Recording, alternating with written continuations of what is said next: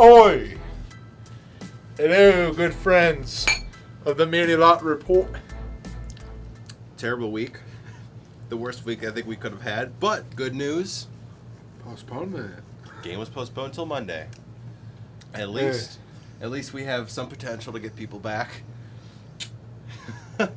Hopefully. Thanks, Roger Goodell. Appreciate you, the Goodell bot. Oh, jeez, what a horrible week. Mm. It's not exactly ideal when over 50% of your roster gets COVID. Oh, yeah. And I ain't got much words.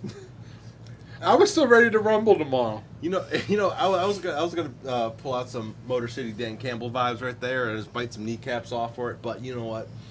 I think this is the better solution because we have potential to bring some guys back, and most players are vaccinated. So hopefully within a few days, I mean, say they got tested positive on Tuesday, hopefully they'll be good by Saturday or Sunday, giving them the availability. Even though they haven't practiced, I'd rather have starters over practice squatters any fucking day. So I think the good idea is let's start off with the good.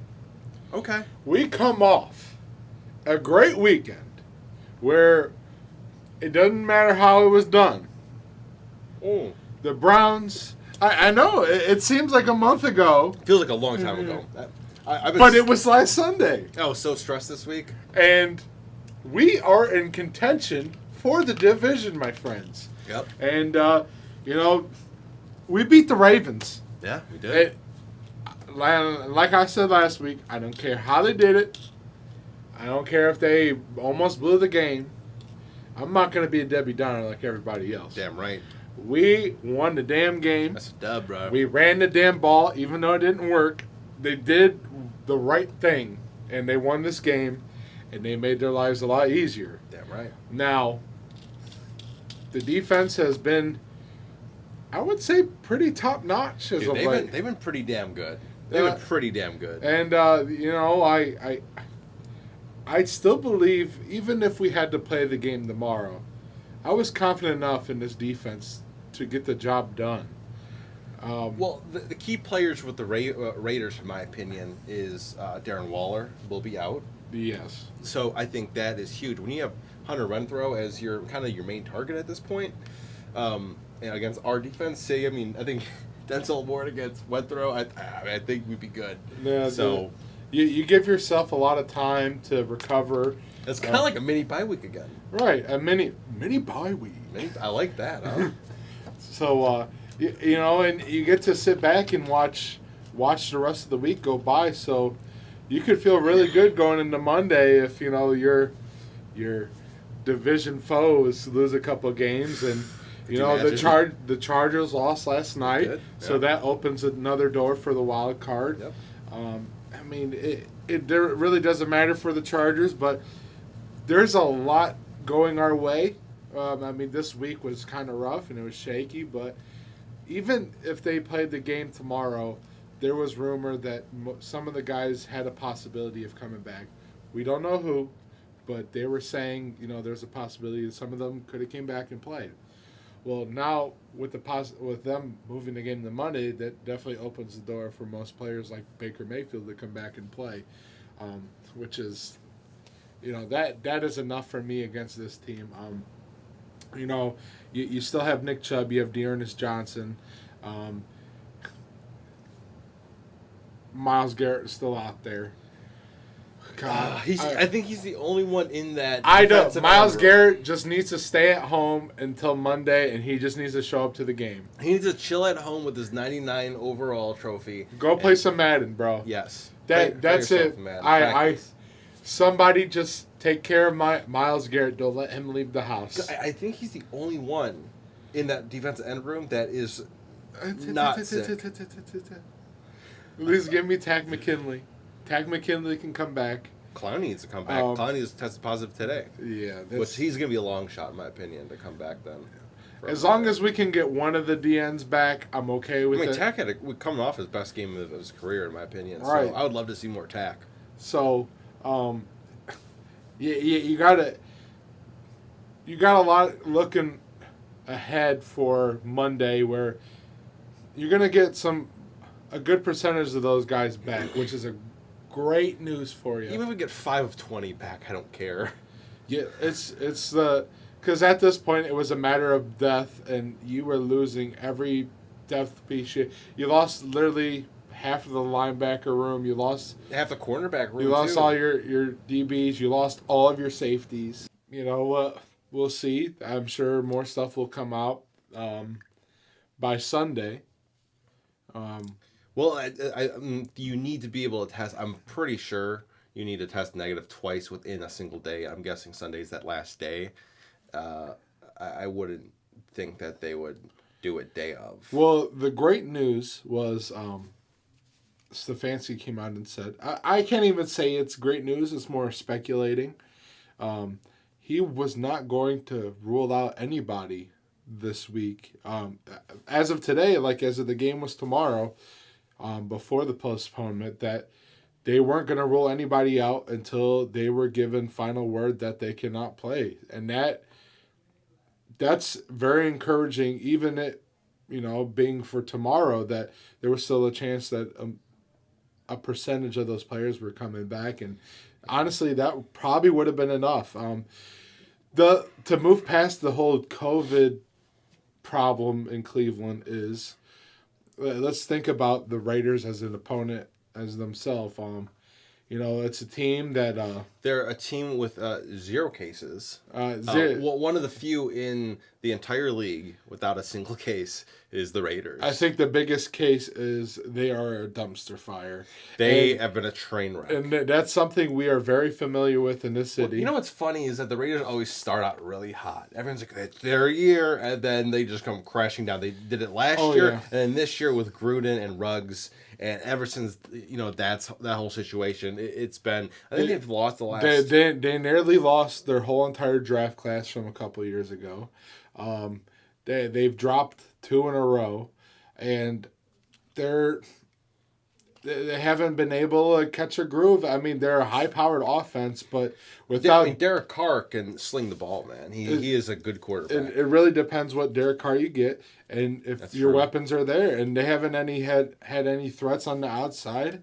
Your biggest weapons are Waller and Renfro, and Waller's been dealing with a bad knee injury. Well, he said if the game was tomorrow, he is already out.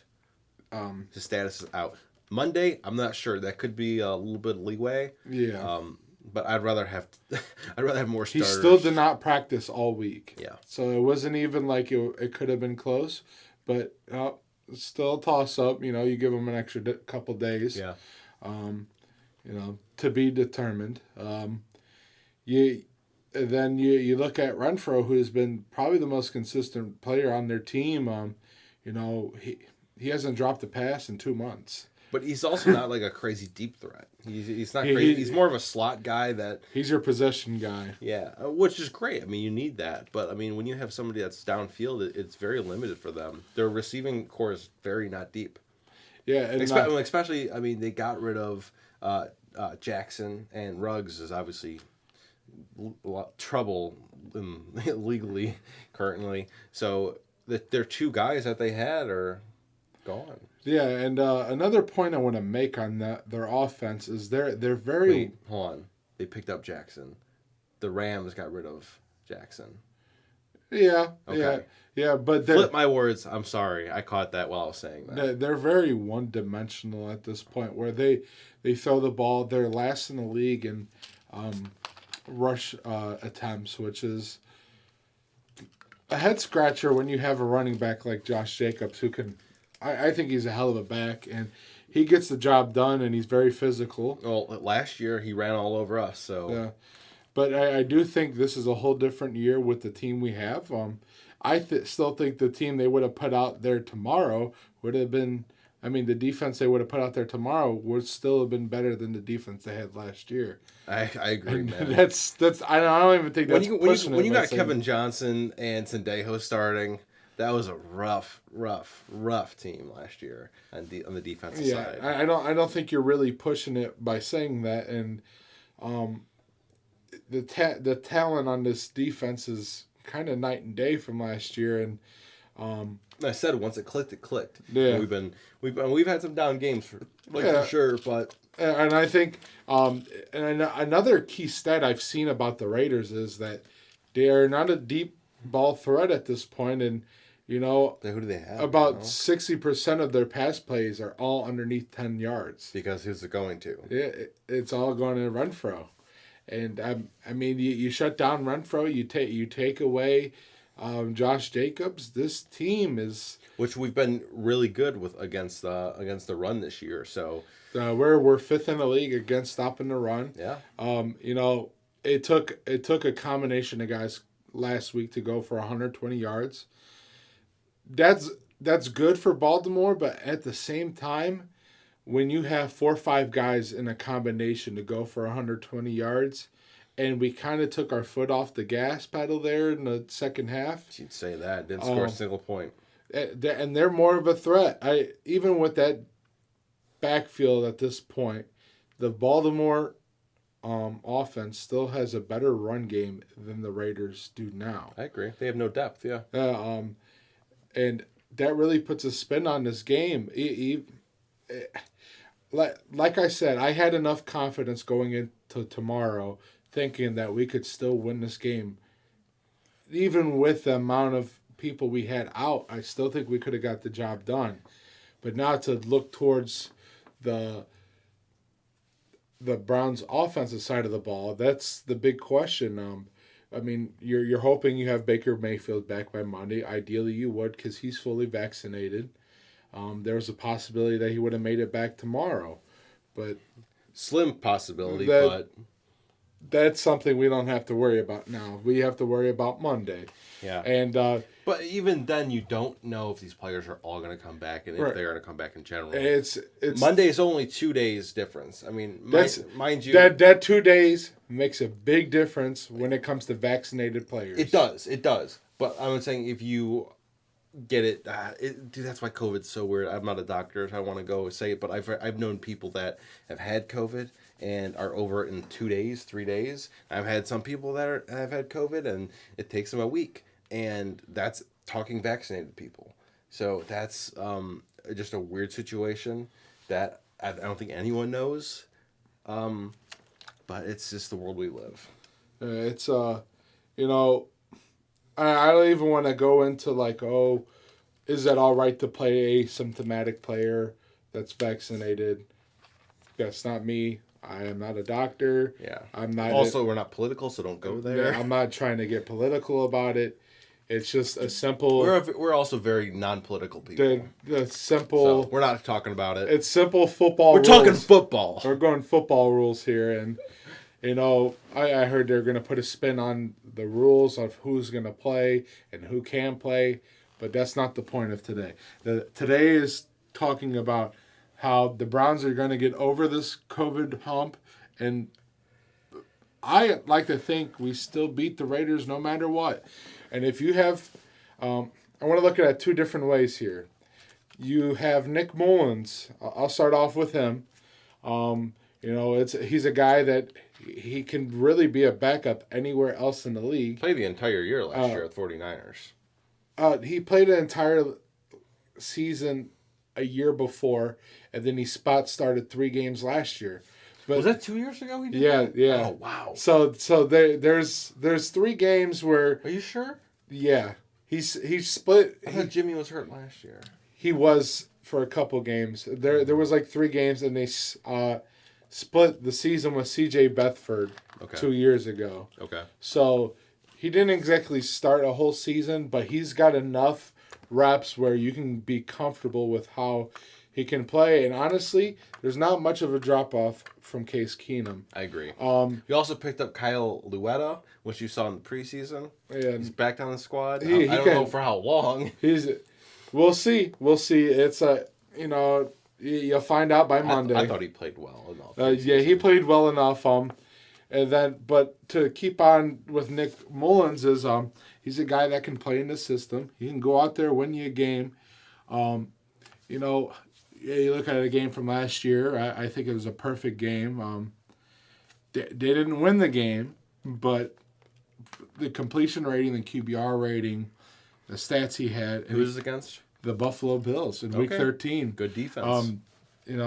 San Francisco came in at 5-6, and they were going up against an 8-2 Bills team, and they lost 34-24. They kept on fighting, and Nick Mullins ended up finishing the game with 346 yards. He had a completion rating of about, I think it was about 58%, which is very good. For him, and 3 touchdowns. Yeah, for a second, third string, that's. So when you ask a backup quarterback, you ask him to play one game, and it's one game at a time. It's for every player, but specifically backup quarterbacks, they're focused about one game. And I feel like that you would have been able to send him out there with a backfield of Nick Chubb and Dearness Johnson and say, hey, go out there. We're going to hand the ball off 30-something times. And then you just got to make the throws when you make the throws. You go back and watch the Denver game where they gave the keys to Case Keenum and say, hey, we want you to drive this car. It was a simple game plan. Yeah. You ran the ball. The car was automatic. Yeah, you ran the ball there, and he made throws that he needed to make. And that's all you ask of a backup quarterback. And luckily, our tight end group might be depleted, but our receiving core outside of Jarvis Landry is pretty healthy at this point. Our tight end, Njoku's back, and Harrison Bryant. Oh, really? Yeah. Okay, good. So really, now we're down Austin Hooper, which to be determined. Had a good game last week, though. To be determined. Had a good game. Shout out to Austin Hooper for last week. Yeah. Nothing else. To be determined. I'm not gonna. I think this week I don't even say we can't even really do cowtails or real donuts because I just don't know who's playing and I don't feel comfortable enough with saying that. All I gotta say is I completely agree with that. I just say get over COVID, get players back, and just stop. Stop Josh Jacobs and then just control. Put Denzel Ward on run throw and then just control that team. I have some keys of the game, and I think defensively it would be kind of what, screw it. I'm doing keys of the game no matter what. We're all donuts, keys to the game, whatever we can put up there. Yeah. Put a donut. All right. Obviously, I think you make them one-dimensional. They already are, but as we saw last year, they came out. They had a whole different game plan, and they chose to run the ball. And that shocked the Browns. They killed us on the ground. We have a problem with physical running backs, I believe. Yeah, I agree. It was a shot. It was an ass beating, I'd say, last year. And, terrible weather, too. Right. It was supposed to be terrible weather tomorrow, but on Monday it's supposed to be a clean day, sunny, and I want to put like a weather thing. I just want to have you be like a meteorologist. There we go. I'd like to do that. Dude, that'd be a good segment. Oh, it's raining sideways. Back to you, Ali. Back to Ali, the weatherman. But it's it's gonna be keep them to just throwing the ball, and it gets a little more simple. Keep it easy, nice and easy. Renfro he's going to get you 15 catches, but no big plays. Shut down the run and just keep everything in front of you. And another cowtail / key to the game: feed Nick Chubb. Yeah, feed Nick Chubb. Need to. This Raiders defense is mediocre against stopping the run. They have good defensive ends, but that doesn't matter with a run if you're up the middle. Nick Chubb. You neutralize great DNs with running the ball. Yeah. Up the middle, man. This is when you take them out of the game. They've struggled all year against. When I say mediocre running backs, it's been not even mediocre. The last couple weeks, they've been put to work by some very middle-of-the-road running backs. Clyde Edwards-Helaire, he's not known for running the ball, but he had 100 piece on them rushing. I saw him last night playing. I mean, he looked horrendous against the Chargers. He's been kind of disappointing. The week before, they played the Washington football team. Antonio Gibson, a solid back, but the team itself not known for running the ball. But he's also having a down year compared to last year. So. And they were butchered once again on the ground. You go back a couple weeks, they played the New York Giants with Devontae Booker, not Saquon Barkley. Yeah. They were butchered once again, 146 yards. So imagine Nicholas Chubb running on you. Come on. Chubb. If that's not a hint, what do I always say on this damn show? Pound the ball down their goddamn throats. Run the fucking ball. Please. Ding, ding, ding, ding. Bing, bong.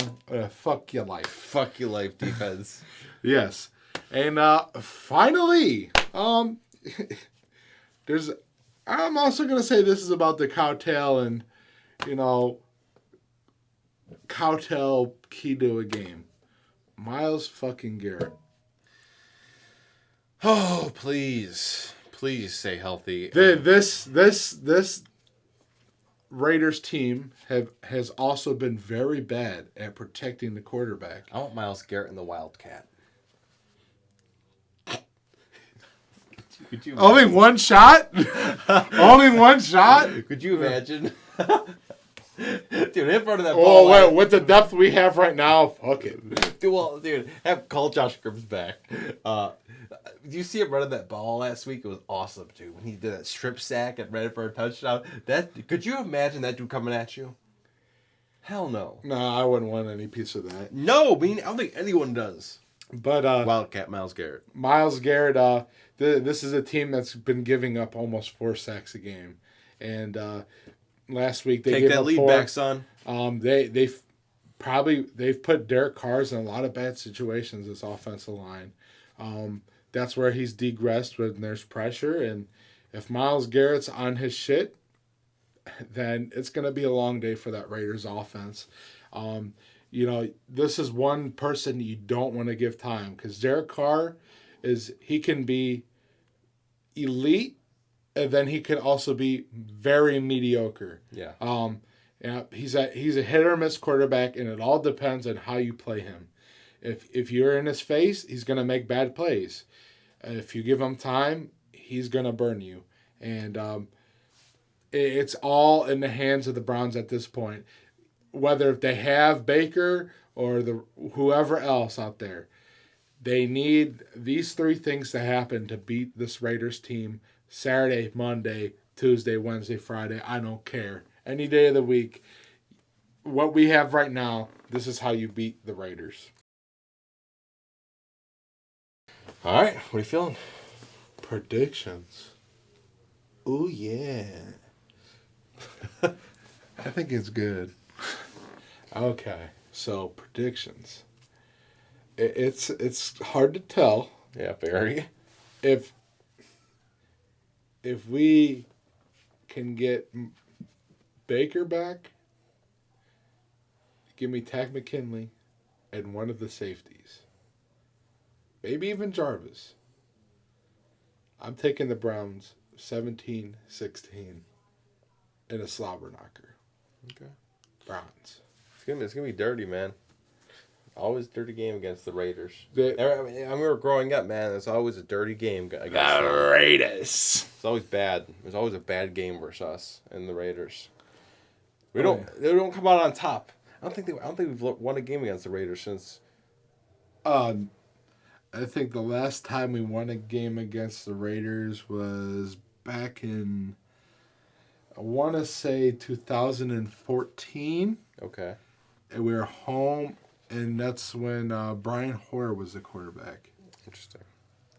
I remember the game back in 2007 with Derek Anderson, and they're running over the baseball diamond back in Oakland. And they lost that game. And they did. And yeah. Josh Cribbs had another elite game. God, man, I wish we had Josh Cribbs this year. Bring him back. My prediction, I think it's so hard to predict right now, just simply because we got so many people on the COVID list. We don't know who's coming back. It's so tough to predict. But if I'm going to predict right now, I know we're just not great against the Raiders. I don't know. It's like a weird matchup that we've just never been able to really overcome. Don't you say? But I'm not saying it. I think we're gonna win. Score wise, I really, really don't know. But I'm gonna guess 21-17 Browns. Woo! Which then rolls us into 3 more games for the year, sitting pretty nice. And depending how these next couple weeks go with the AFC North, we might be finding ourselves in a wild card. Now, I got one more thing. Okay, hit me with it. This is for Nick Mullins if he does end up getting the start on Monday. I want you to put that little Dexter Laboratory meme right here. Okay, I'm going to do it right send here. it to me. Ready? Nick Mullins, please stunt on these hoes. And thank you for watching. Oh, was it week 15? Week 15. Week 15. Week of 15. the Muni Lot Report. Thanks for watching. Ooh-wee. And we will see you on Christmas Eve. Oh, yeah. Christmas Eve. Wow. Crazy. So, yes. Take it easy. Stay safe. Happy holidays. Stay healthy. Go Browns. Go Browns. Oh, man.